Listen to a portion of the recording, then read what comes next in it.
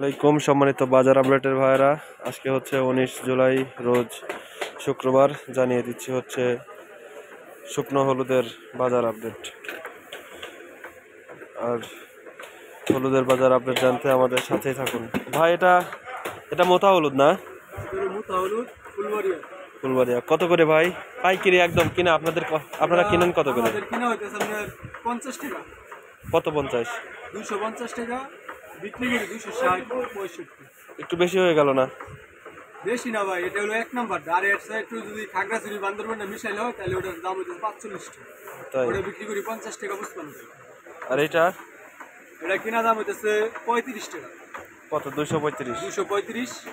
এটা বিক্রি হইতেছে 250। আচ্ছা। আর এটা কোয়ালিটি ভালো, এটা 260 টাকা বিক্রি হইতেছে, কিনা হলো 240 টাকা। 260?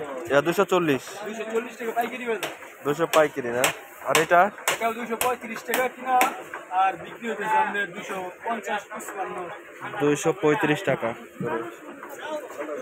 ওই ভিতরে দেখতেছি ওগুলা আলাদা নাকি?